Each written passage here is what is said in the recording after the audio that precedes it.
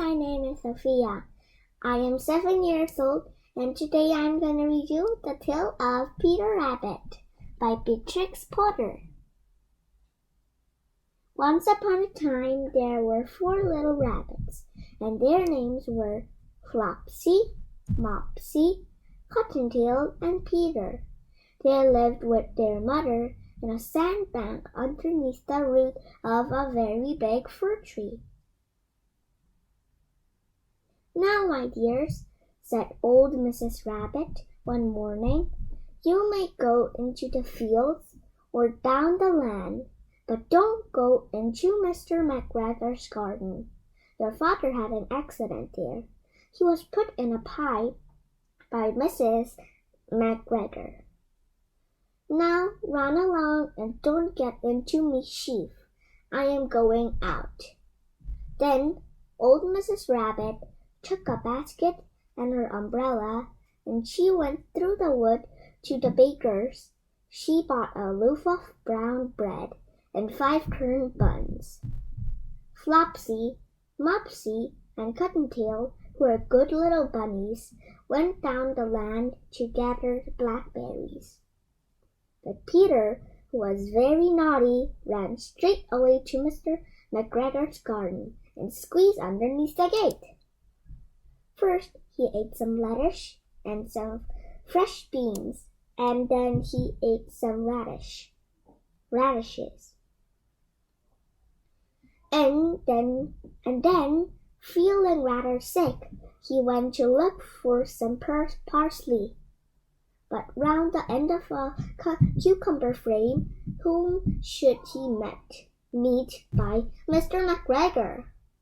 Mr. McGregor was on his hands and knees planting out young cabbages, but he jumped up and ran after Peter, waving a rake and calling out, "Stop, thief!" Peter was most dreadfully frightened. He rushed all over the garden, for he had forgotten the way back to the gate. He lost one of his shoes among the cabbages, and the other shoe amongst the potatoes.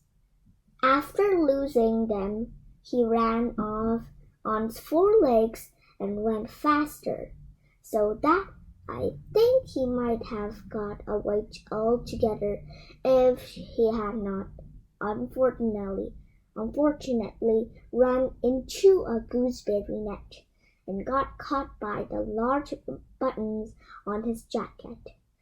It was a blue jacket with brass buttons, quite new. Peter gave himself up for lost and shed big tears, but his sobs were overheard by some friendly sparrows who flew to him in great excitement and implored him to exert himself.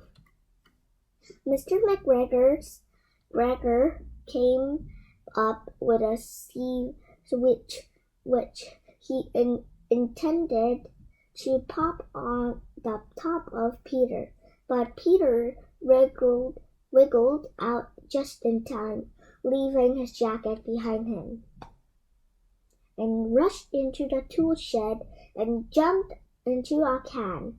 It would have been a beautiful thing to hide in if it had not had so much water in it. Mr. McGregor was quite sure that Peter was somewhere in the tool shed, perhaps hidden underneath a flower pot.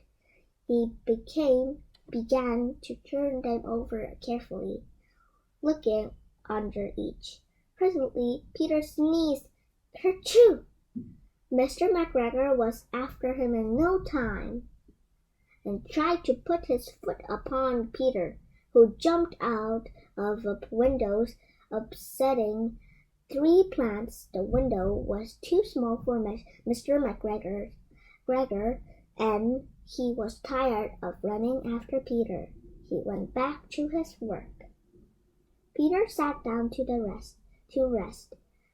He was out of breath and trembling with fright, and he had not the least idea which way to go.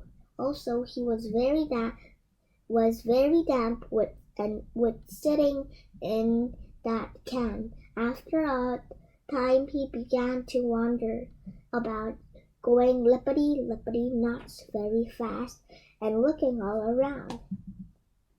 He found a door in a wall, but it was locked, and there was no room for a fat little rabbit to squeeze underneath.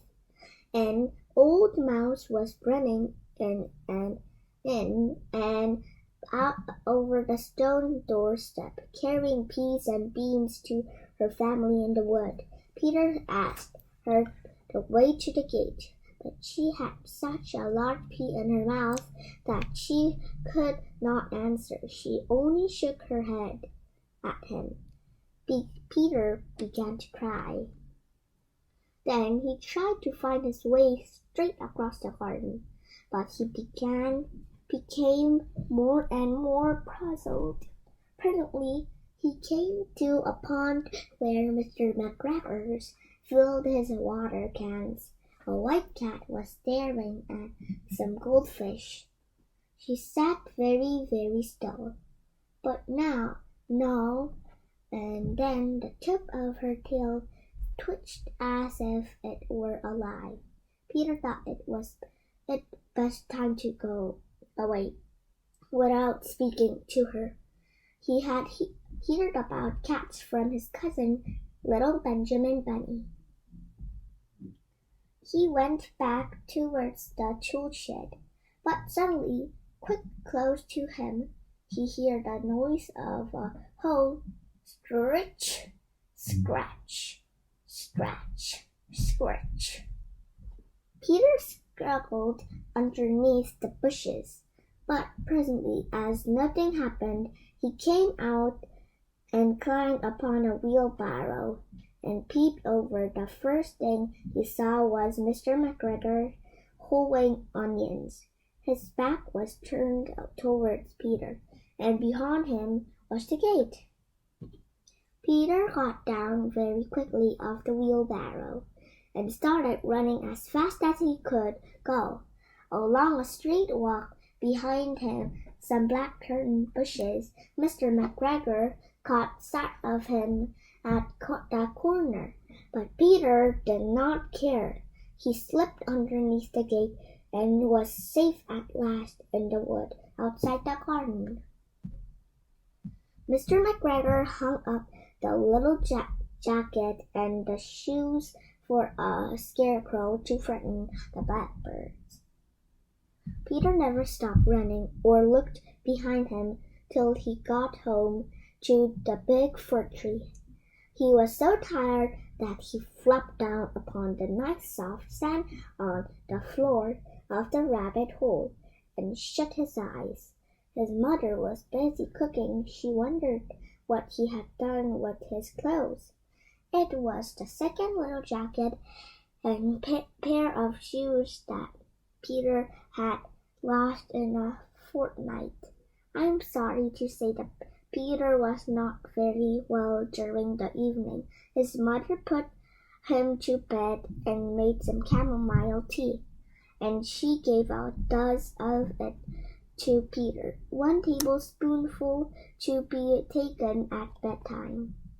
But Flopsy, Mopsy, and Cottontail had bread and milk and blackberries for supper. The end.